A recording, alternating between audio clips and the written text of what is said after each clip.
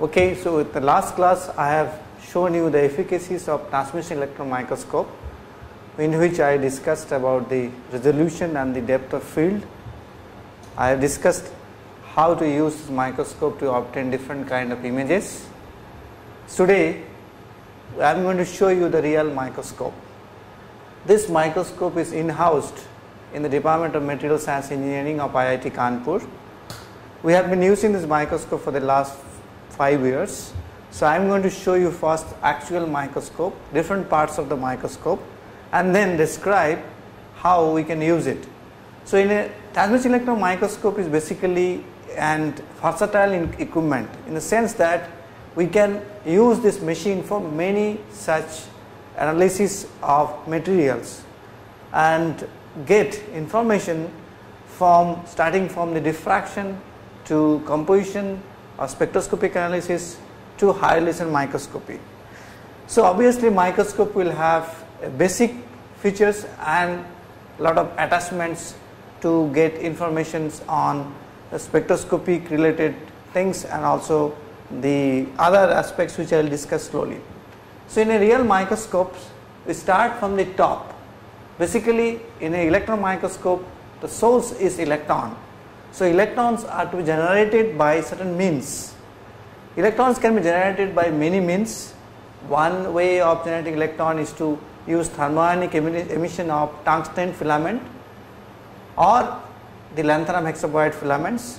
Otherwise we can use field emission guns. So all the modern day high resolution electron microscope has field emission guns. In this microscope the top part is basically the gun. You can see there is a power cable coming and sitting on the gun, and that assembly actually contains a hairpin tungsten filament.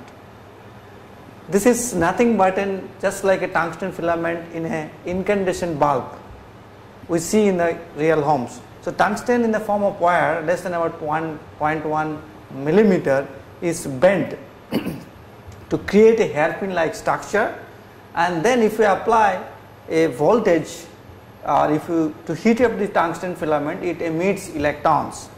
So therefore that is the main source of electron. But problem is in thermodynamic emission is that because it is a tungsten filament, so therefore the electrons which are coming on the surface may have different energies. So that's why many times we use another kind of hairpin filament known as lanthanum hexaboride. Lanthanum hexaboride crystals are actually grown along 110 directions, and these crystals then can be used to get emission from the by heating. So they are much better than tungsten in the sense that the emission is much more stable, energy spread of the electrons is less, and the brightness of the beam is higher. And in modern day technologies we use the field emission guns, or called FEG.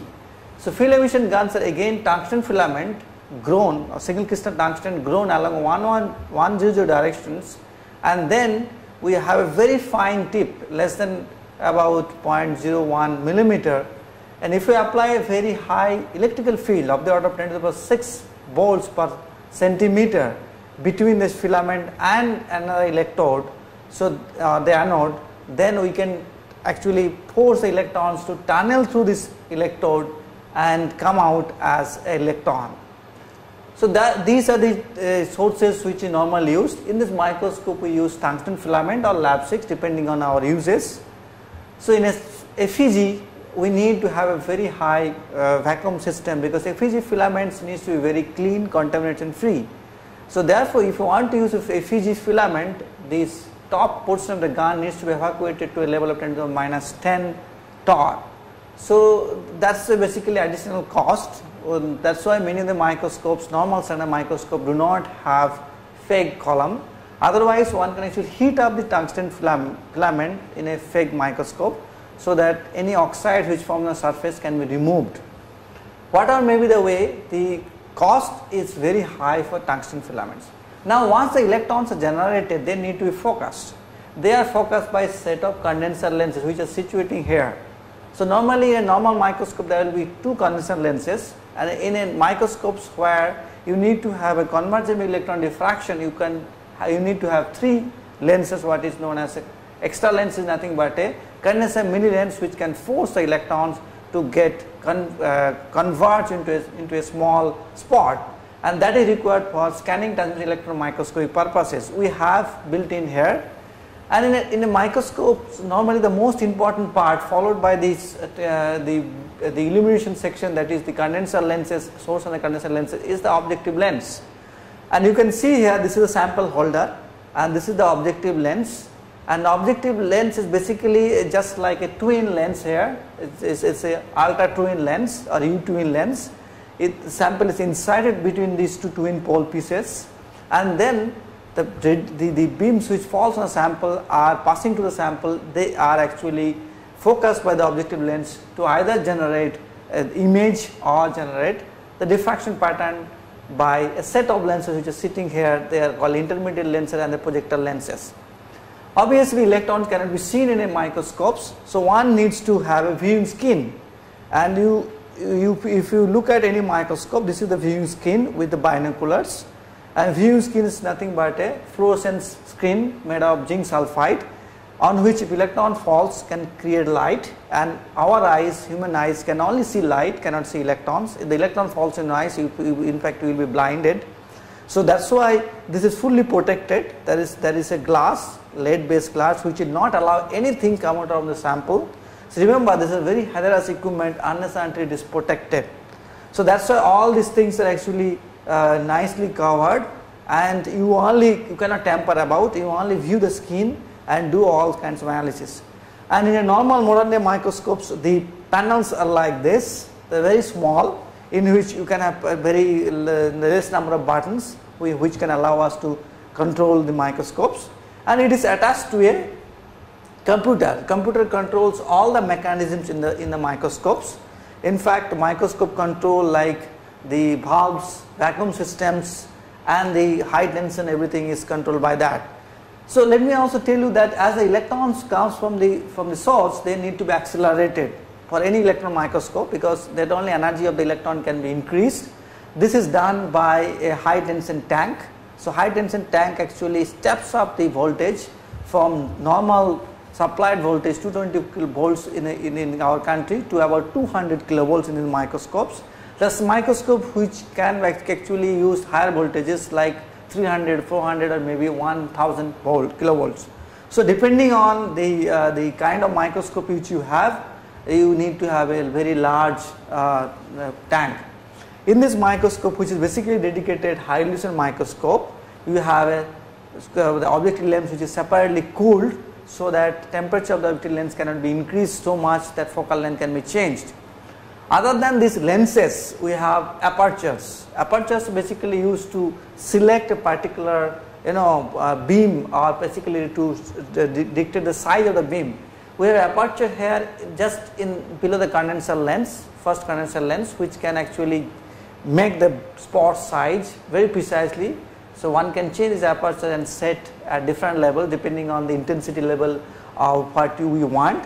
Then you have aperture in the objective lens column, which can allow us to select whether we want to image using transmitted beam, or we want to image using a diffracted beam, or we want to do high resolution electron microscopy, which I will show just within few minutes time. Then you also have an aperture in the SAD, or called selective area diffraction. Basically, if you want to select a particular region of the sample and do the diffraction analysis, you need to use this aperture. There are actually 3 or 4 apertures depending on the kind of investigation you would like to do. One can select these apertures and then get a diffraction information. Remember, in electron microscope, diffraction pattern forms on the back focal plane of the objective lens. So depending on your wish whether to use the diffraction pattern or the image, you can actually energize the intermediate lens more or less, and to get either diffraction pattern on the skin or the image. And that is normally routinely done by the microscope system. We don't need to bother, we just sit upon the microscope and do it.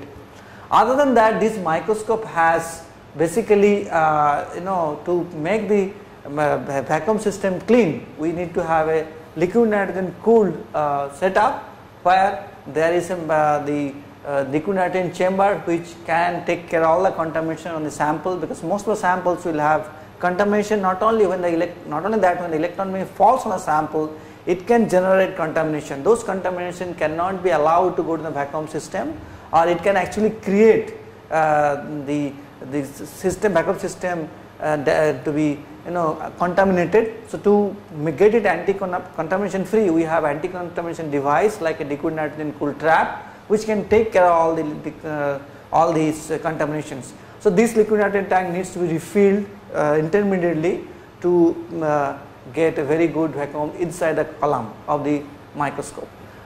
Well, there are several attachments to the microscope. The first one is this attachment, which is known as energy dispersive spectroscopy, or EDAX, which is again basically very ultra thin window EDAX.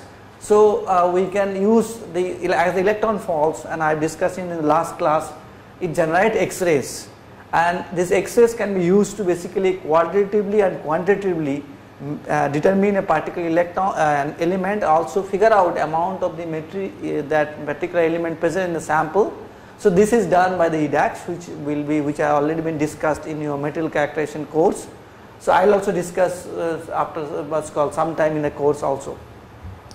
Another important thing which you have is basically here is known as hard if or high angle annular detector, which is sitting over there.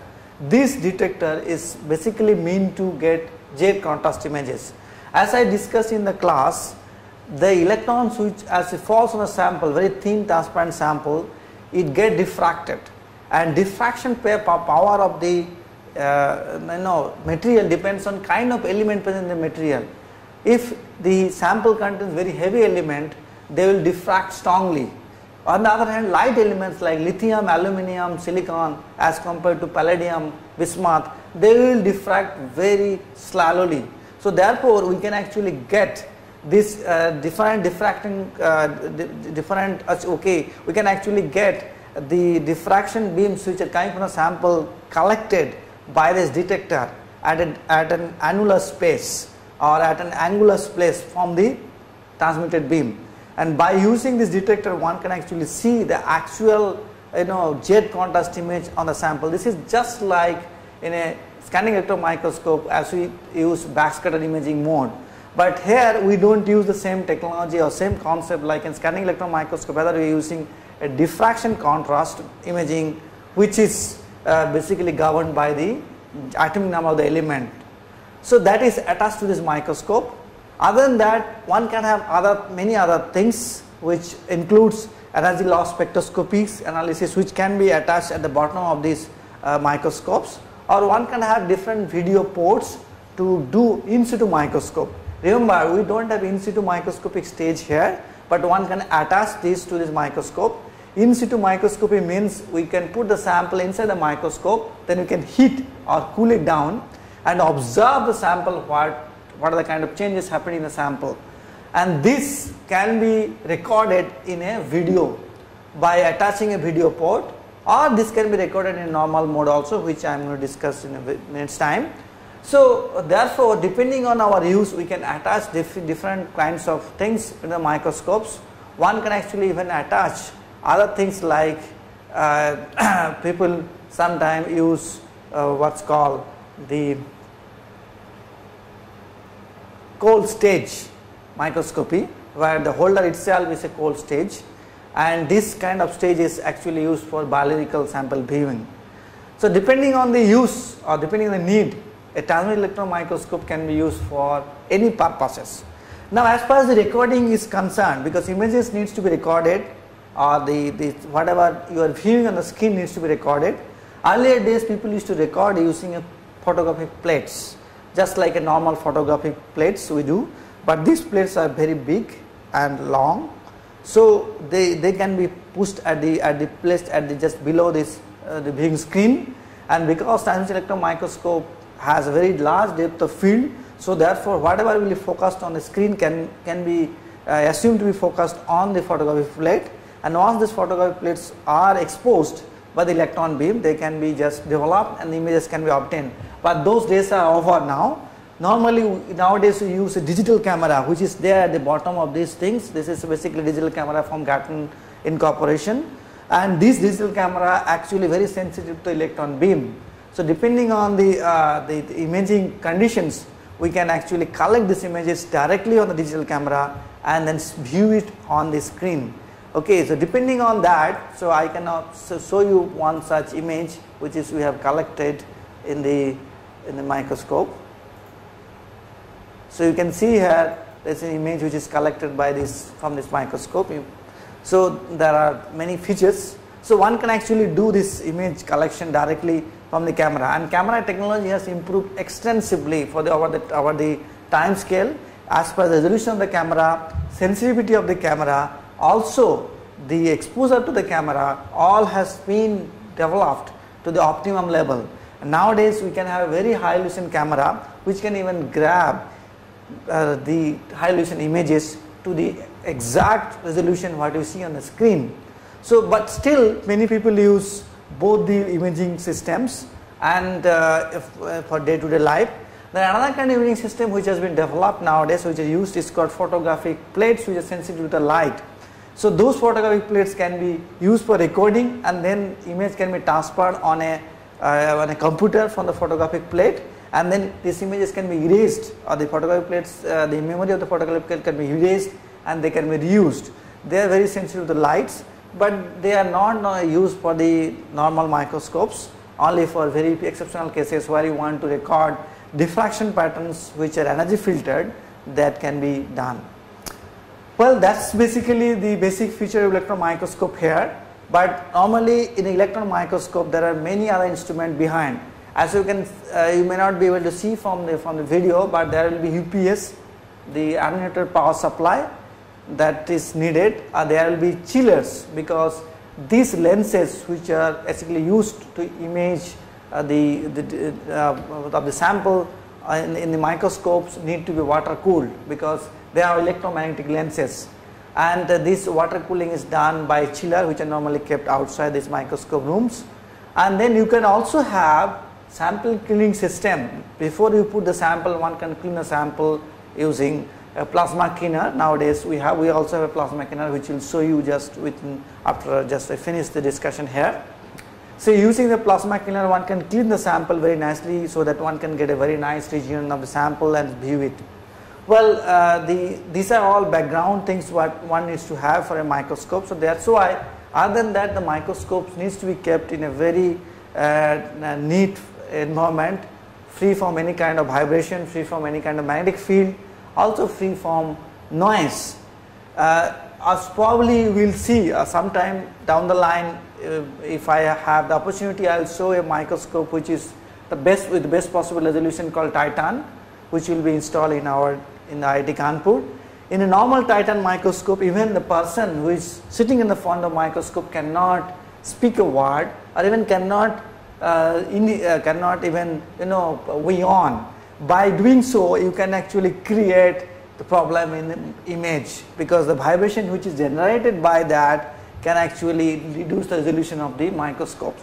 That's why those microscopes are remotely controlled. You can insert the sample, then go out to a separate room and remotely control.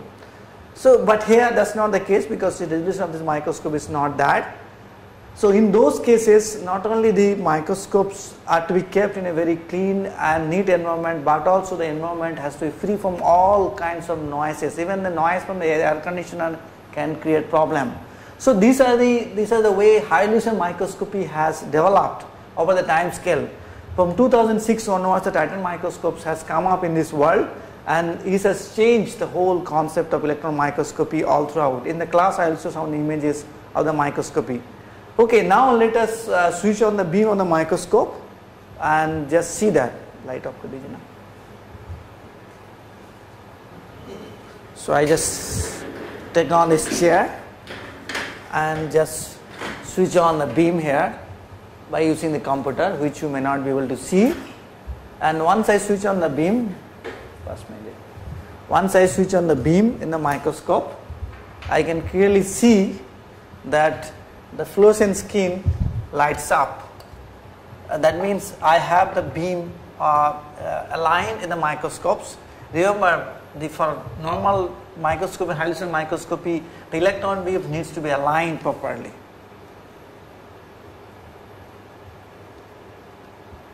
So I just then bring the sample in the microscope column into the field of view, and then I'll just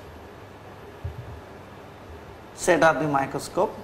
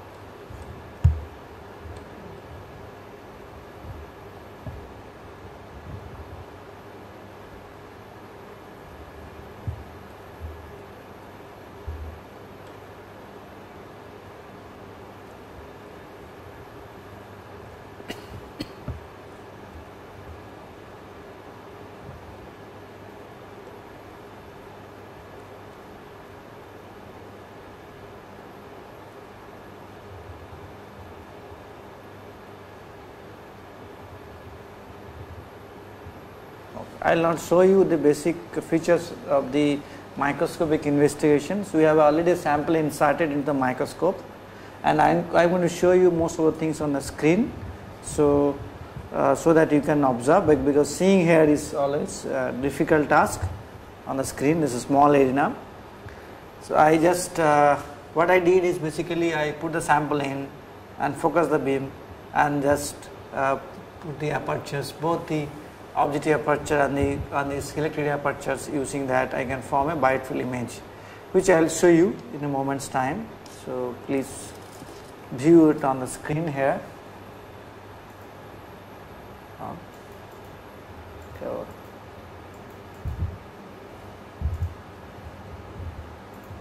On है? कहाँ नहीं दिखा रहा?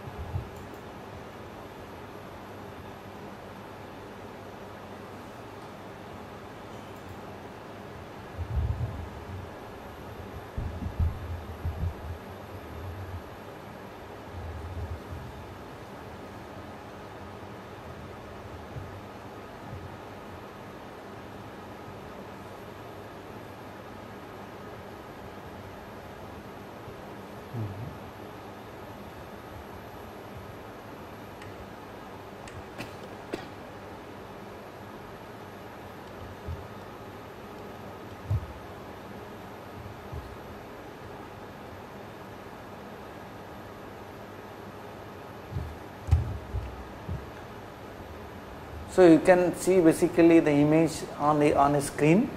So this is a typical bright field image in electron microscope, where the field of the V is bright, and one can see that there are different features on the microscope, on the image.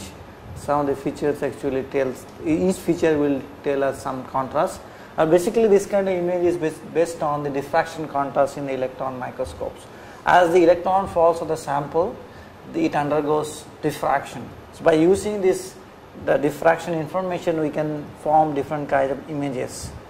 So the first kind of image is formed known as a bright field image, in which the transmitted beam or the forward scatter beam is used to image that. So whatever intensity information is there in the forward scatter image will be seen on this image. On the other hand, if we use a diffracted beam, then we can see the informations regarding a dark field. the most important thing in a microscope when somebody sits is the diffraction pattern, because diffraction pattern is basically formed by the diffraction of the crystals in the sample as the electron falls on a sample. So electron getting diffracted can lead to this kind of diffraction patterns, and they contain all information regarding the sample type, regarding the features present in the sample, whether there are defects or not even that, depending on the orientation of the crystals, this diffraction can be changed. So that's why the diffraction pattern is something which is known as the most important thing in a transmission electron microscopes. By using the diffraction pattern, subsequently one can generate either a bright field image or a dark field image, or even one can use this as a high resolution electron microscopy. So this is a very powerful process, so that one can actually analyze almost all features which are present in the sample at the fine scale to the level of Armstrong or sub-Armstrong nowadays possible. One can actually gather informations. That is the reason I have told you in the last lecture or this lecture that transmission electron microscope is basically a versatile equipment, can be used for many kinds of analysis of the sample. So let me just now go back to the microscope and try to figure out a diffraction pattern and this. So this is very in the microscope very typical. They can nowadays everybody grab the images on the computer screen.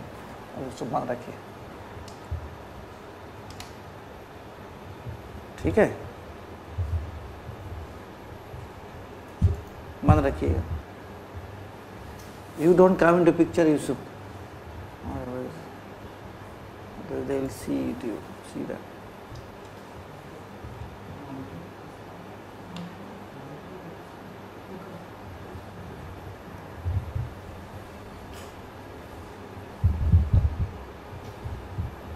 See, Yusuf. You're lucky also.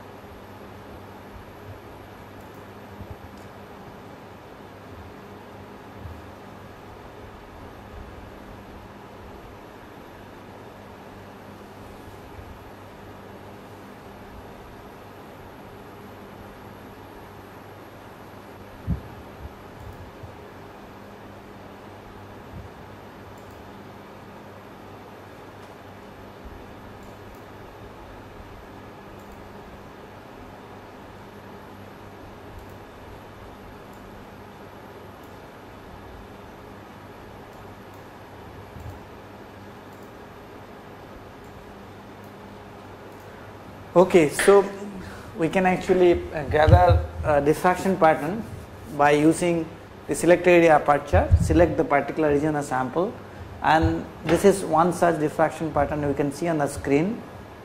So diffraction pattern has a transmitted beam or the forward scatter beam and diffracted beams sitting on the samples at different places. So if I put the objective aperture here on the transmitted beam, then I can basically grade the bright field image, the one which I shown you there.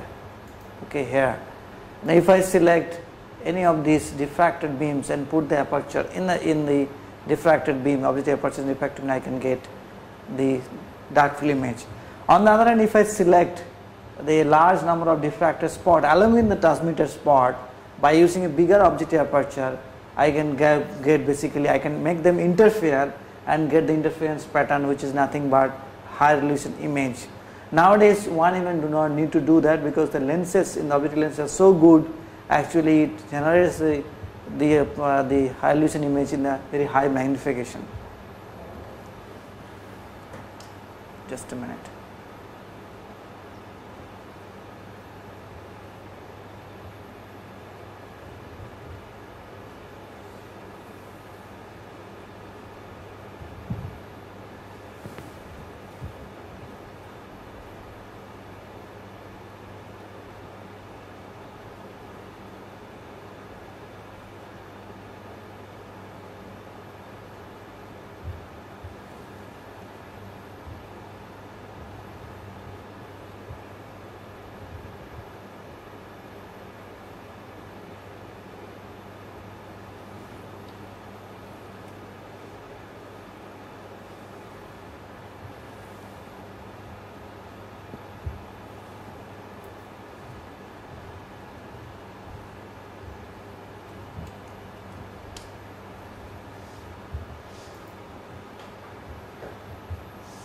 So this is a dark field image which can be actually obtained by using one of those diffracted spots in the microscopes, and it will light up the regions which are diffracting strongly in the microscopes.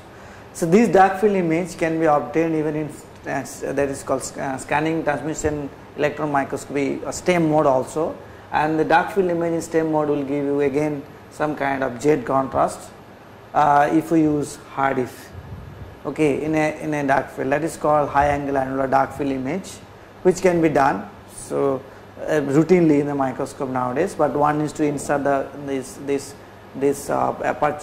particular detector inside the column to gather the informations.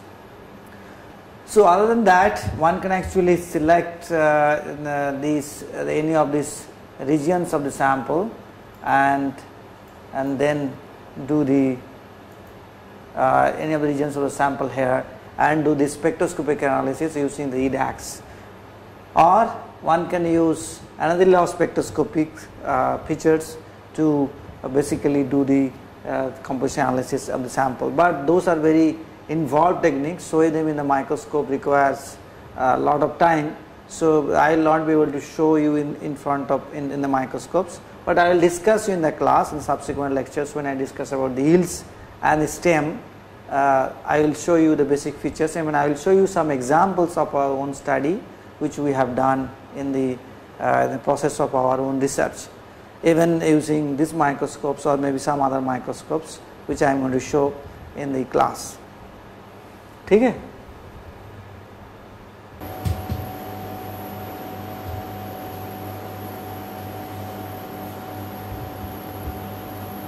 Modern days electron microscope requires sample preparation. Sample preparation is one of the biggest bottleneck of the getting high resolution microscopic images. So that's why sample preparation technique has seen a sea change over the time. So I will not be able to discuss exactly different sample preparation procedures, but of late, even after TM sample is perforated and thinned down to the electron transparency level, the sample surface can have oxides or other contaminations. To make it contamination free, this normally for the analytical microscopic purpose, also for high resolution purpose, the machine which is used is known as a plasma cleaner. It generates the plasma using a gas or gas mixture like hydrogen, argon, oxygen inside this machine, and we can actually load the sample in a TM sample holder and inside this one and clean it using the plasma. This is very fast and very what's called authentic technique to get sample contamination free.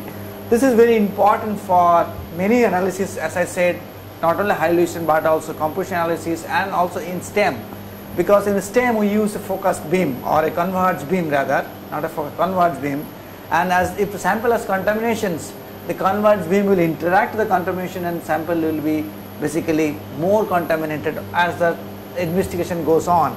That's why in all normal days all the microscopic samples needs to be first cleaned in a plasma cleaner before you can inside the TM column.